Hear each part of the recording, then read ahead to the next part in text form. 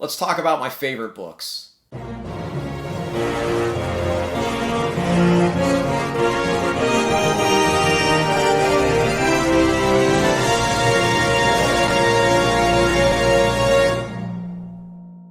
Number 10, The Road by Cormac McCarthy. Published in 2006, The Road is Cormac McCarthy's gripping post-apocalyptic novel. The story is bleak and haunting as we follow a man and his son simply trying to survive an ash-covered landscape. The book received near universal acclaim and won the Pulitzer Prize for Fiction in 2007. Now, I admit that The Road by Cormac McCarthy is not a book for everybody. Likewise, Cormac McCarthy as an author is not for everybody. His style of writing is quite unique. It is very poetic, it is very sparse, it is very lean. He disdains quotation marks, and it's just a very unique reading experience. But I felt that his writing style just paired so perfectly with this very bleak story of this ash-covered landscape and this bleak post-apocalyptic tale that the lean kind of storytelling, the dialogue without quotation marks, two characters basically in the entire story, it just came together just perfectly for me. In fact, I read it a second time just to make sure that I was sure that I was correct about how perfect a novel that I think this is. Post-apocalyptic tales go a lot of different directions. This really leans into what the realism of probably what a nuclear winter would be like, and the barren landscape, and just the destitute and very desperate situation that these characters find themselves. It's not an easy read. It's a very bleak read. Some readers may choose to embrace a little bit of hope towards the end, and some may not, but whichever side of the fence you may be on with The Road, it'll certainly be a memorable read for you as it is for me. Number 9, The Count of Monte Cristo by Alexandre Dumas. Published in serial form between 1844 and 1846, The Count of Monte Cristo is one of Dumas' most popular works and one of the most popular novels from the 19th century. The story follows Edmond Dantes, who is falsely imprisoned at the beginning of the book, and details his quest for revenge of those who have wronged him. Although it is the ultimate revenge tale, the third act introduces different themes that elevate the story beyond a simple tale of revenge.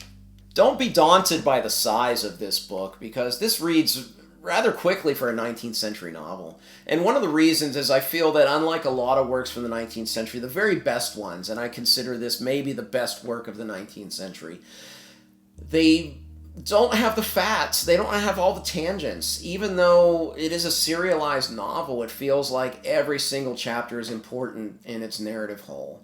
And it is a great revenge tale, but it goes a slightly different direction, at least thematically at the end, and it ends a little differently than you would probably imagine. And for me, that's what makes this book so memorable, is kind of the different direction that the ending took from what I was expecting and what the rest of the book was building towards. It caused me to think about this book a lot more than a lot of books of its type. Dumas is a master, and this book is so good. Apparently, I was told that this is a bad translation, so I read a bad translation of a truly great book because it's one of my 10 favorite books of all time. Number 8 is Hyperion by Dan Simmons. Published in 1989, Hyperion is a work of science fiction set in a far future universe, but unfolds like a literary novel. Hyperion tells the story of 7 travelers telling their own stories in a framed narrative on a pilgrimage to a mysterious figure called the Shrike, in hopes that their requests are granted. Hyperion spawned 3 sequels and won the Hugo Award for Best Novel. Hyperion and its 3 sequels are my favorite works in the science fiction genre. And to just give a quick tangent about those 4 books, what I find most remarkable about the 4 books is actually something that is remarkable about this book. The 4 books couldn't be more different. The first book is a literary work of science fiction. The second book is almost a steampunk version of science fiction. The third one is an action-adventure story, and the fourth one is a very cerebral and philosophical work of science fiction. Much like this book, with the framed narrative, we get essentially 6 or 7 short stories that tell all of these pilgrim stories leading up to this meeting with this figure called the Shrike, who's this guy on the cover. I mean, how cool is that artwork? So you get, in many ways, a multi-genre work of science fiction within one book. And it just shows the scope and skill that Simmons has as an author. And some of these stories couldn't be more different. There's one that is an incredible reflection upon religion. There is one that will make even the most stoic of people tear up and cause tears to stream down their cheeks. It's a really remarkable story. The only knock on this book is that a lot of people don't love the ending, because it does continue into the fall of Hyperion, and there's even a contingent of readers that love that book even more than this one. I do love the 4 books of the Hyperion Cantos, and Hyperion for me is the favorite because I do tend to lean in towards genre fiction with more literary roots. That's kind of my cup of tea. Hyperion, worth your time. I hope that you love it as I do. Number 7 is Pillars of the Earth by Ken Follett. Published in 1989, The Pillars of the Earth is an epic-length work of historical fiction set in 12th century England. An epic, a thriller, and an historical novel all wrapped into one, Follett makes the Middle Ages setting come alive, and you will find yourself engrossed in this small village of Kingsbridge and its inhabitants over the span of the decades that it takes to build this grand cathedral. An international bestseller, The Pillars of the Earth has been translated into 37 languages and has sold more than 175 million copies worldwide. Pillars of the Earth is one of the most universally loved and praised books that I've ever encountered. Just about everybody that I've encountered that's read this book generally speaks highly about it. A lot of them are like me, call it one of their favorite books. I know some people that it is their favorite book. And the reason is I think that it is just one of those epic stories that immerses you, doesn't let you go, and at the end you don't want it to end. And that's what I remember most about reading Pillars, is getting 150 pages from the end of the book and not wanting the book to end because I was just thoroughly immersed, thoroughly engaged, and just loving this story. Follett started his career as a thriller writer, and I think that's one reason why this book is so perfectly plotted. The one thing all great thriller writers have in common is that they know how to plot and pace their stories. So in these 900 pages, it never sags, it keeps going. It's not an easy read at times. There are just tough situations. This is 12th century England. If you are a woman, if you are of anyone but the upper class, you're going to be facing some hard times. And Follett leans into that. You meet some great heroes, some great villains, and you're likely to read a story that you'll never forget. Number 6 is Shogun by James Clavell. A literary phenomenon when released in 1975, Shogun was a work of literature singularly responsible for the West's renewed interest in Japan at the time. Set in feudal Japan in 1600, Shogun follows an English pilot, a sailor, who is shipwrecked on the coast of Japan, who ends up caught up in political and personal intrigues while navigating a foreign landscape. This story is remarkable, and there's a reason why Shogun is such a well-regarded work by readers decades after its release. Shogun is a book that does so many things incredibly well. It begins with perhaps the greatest depiction of the kind of trope of the stranger in a strange land, which happens in a lot of times in fantasy and science fiction stories. But in here, when we meet this pilot who's shipwrecked on Japan, Clavell doesn't translate any of the Japanese, so he's in this foreign landscape with these people that don't look exactly like him, and they're shouting at him in a language that he doesn't understand, and it adds to the alienation. And throughout the book, Clavell never translates the Japanese, just to add to this sense of discomfort that you see from this character. It's also a book about the samurai, so a lot of people will gravitate towards that. For me, what I love most about this book is as you see this character Blackthorn become more embedded into the Japanese society, we see cross-cultural connections between him and the Japanese, and more important, cross-cultural learning. It is a theme that I never tired of reading, never tired of seeing in real life, just people learning from one another. And I loved seeing in this book Blackthorn and the Japanese around him learning from each other, the Eastern and the Western cultures, how different they were, and seeing less of the other, and learning and seeing less of them as barbarians, because the Japanese call Blackthorn a barbarian and he thinks that they're barbaric as well, and they start to see aspects of each other that maybe aren't quite as barbaric. And I just love that aspect of it. This is a story with big, huge ramifications of Japan in the year 1600, but it's told in a much more personal and intimate story through the lens of Blackthorn and a lot of these other characters. It's an epic work of historical fiction that I love and I look forward to revisiting at some point in the future because it's just so good and it's so memorable to me. Shogun, like Pillars of the Earth, is another one of those universally loved works of historical fiction that I think are fantastic. Number 5 is 11/22/63 by Stephen King. Published in 2011, 11/22/63 follows Jake Epping, a man thrust into 1958 through a time portal, in order to prevent the assassination of President John F. Kennedy. But history doesn't like to be changed. Equal parts portal fantasy and historical fiction, at the heart of 11/22/63 is a sprawling tale through time with a love story at its heart. Of course, you knew that the man who's been my favorite author for decades would be in this top 10, and my favorite work of Stephen King's is 11/22/63. I love the mashup of genres that only King could do. It's historical fiction, it's kind of magical realism, fantastical. There's time travel, so you could say there's science fiction in there as well. There's so many elements thrown together that it probably shouldn't work, but it does so superbly. But two things for me elevate this above everything by King's and elevate it above the hundreds of other books I've read in my lifetime to place this in my top 5. Number 1 is the ending. The ending is simply beautiful. It is King's best ending, and it is just so memorable and just kind of an encapsulation of what this story ends up really being about. The second thing that I love most about 11/22/63 is one thing that King does so well is kind of that slice of life manner of storytelling.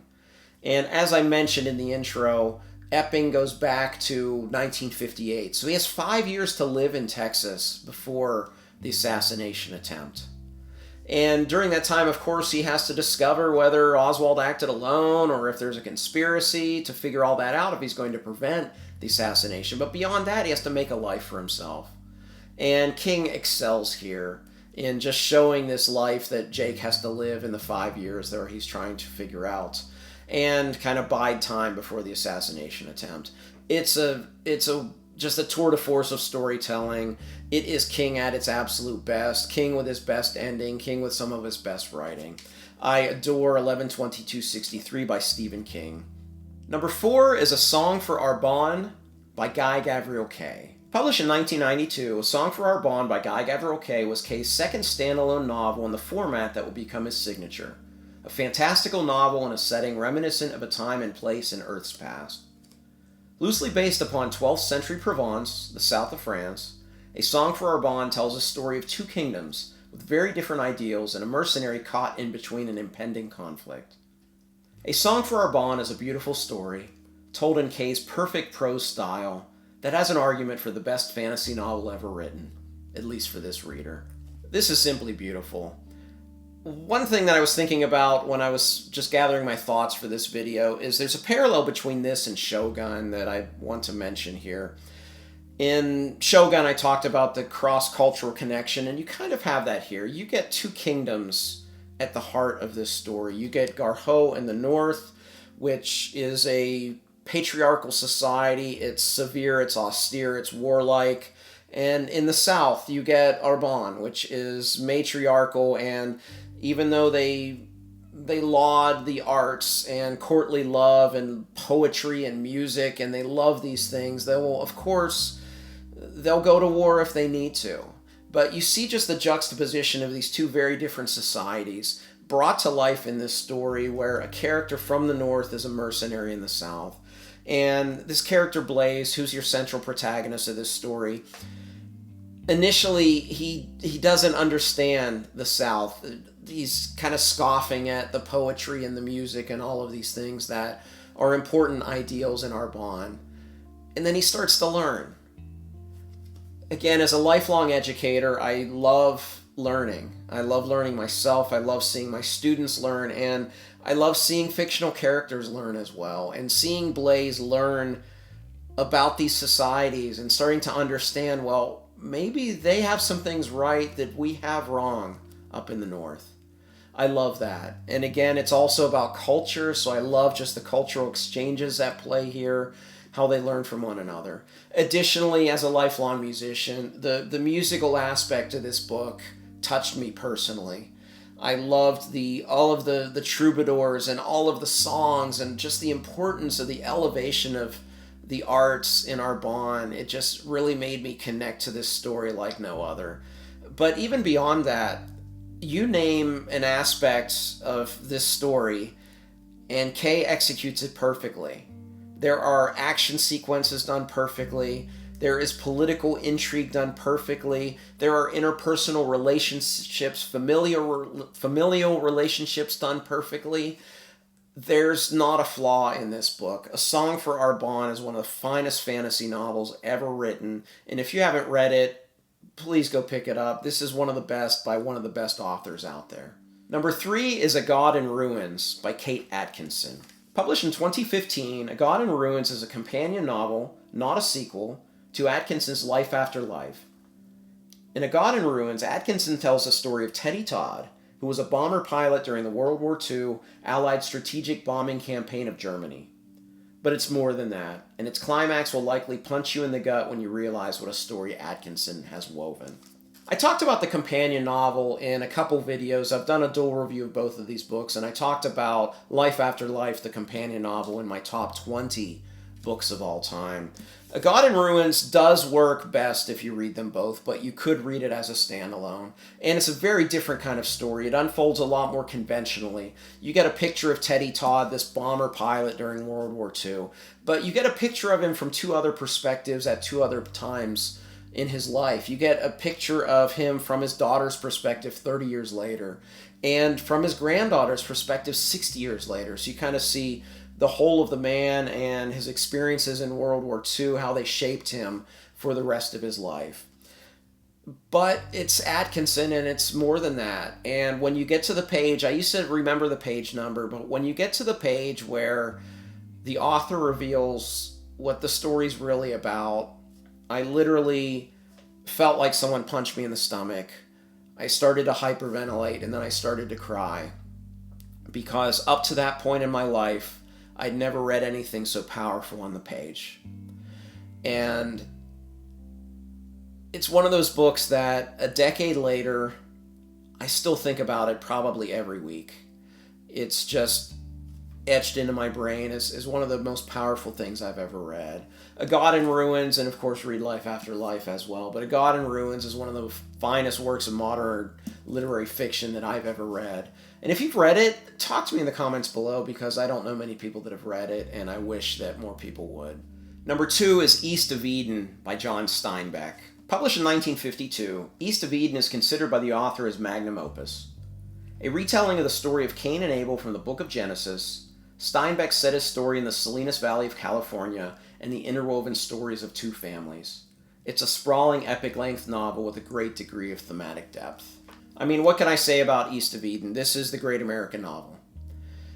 The thing that, for me, makes Steinbeck so compelling as a reader is he takes big ideas, big themes, and here we get good versus evil, we get life and death, but he tells it from the perspective of what critics have always called the everyman character, just everyday, very human, 3-dimensional characters. And for me, it causes me to really connect with the text on a much deeper level than most authors that I've read. And East of Eden, there's a lot to process with this book. It is what he considers his greatest book. And I've read 11. I haven't read everything yet, but of the 11 I've read, I consider it his greatest book as well. But it's that personal connection that makes me just have an affinity for this author. Whether it's the seriousness of a book like this, or one of his more lighthearted books like Cannery Row, I still find myself immersed every time I read Steinbeck. But with East of Eden, it's something different, and it's something important. And it's one of those, a friend of mine just reread it, and he said, I can't believe I was taught this in high school because it's too deep for me as a high school student to understand, and I get this. I didn't discover this book until I was in my 30s, and I'm glad I discovered it later in life so that I could kind of process it and understand the depth of it a bit more. But East of Eden is one of those books, again, it's the great American novel that I think everybody should read, at least everybody in America should read. But it's a fine work of literature and one of the finest books I've ever read. My favorite book is Assassin's Fate by Robin Hobb. Published in 2015, Assassin's Fate by Robin Hobb is both the conclusion of the Fitz and the Fool trilogy, but also the 16 books known as the Realm of the Elderlings. 9 of these books follow Fitz's chivalry farseer, who we meet as a small boy at the beginning, but is an old man in this story. It remains the most emotionally moving work of fiction I've read. So why is this number 1? Because this isn't a book of any of these that you could just pick up if you haven't read what came before it.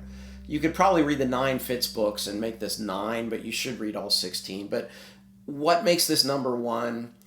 For me, this is the only book that I've read in my lifetime that I asked myself when I finished it if I ever wanted to read another book. And that's not hyperbolic. I literally asked myself that question. I didn't read for a couple days because I was so emotionally wrecked from this story, and I felt that nothing could ever top it. It's been a few years, nothing has, and I hope someday that something does, but until that time, this still, for me, remains the gold standard of the end of a long literary journey of 16 books, with 9 of them a first-person narrative of one of the most finely drawn characters I've read anywhere by one of the best writers alive today. And Assassin's Fate is one of those books that, yeah, it's going to hit you hard. And if you don't like to get emotional with books, it's probably not for you. But for someone that loves when a work of art can move me emotionally, this is as good as it gets. And I look forward to rereading it again. I'll probably just make sure that I have more tissues with me when I do so. My favorite book is Assassin's Fate by Robin Hobb. So I'll end quickly with one question. What's your favorite book? Let me know in the comments section below. If you like this video, please like and subscribe. You can find me on Twitter, Goodreads, and the Fireside Discord. I'd love to interact with you there. As always, thank you for watching. Until next time, goodbye.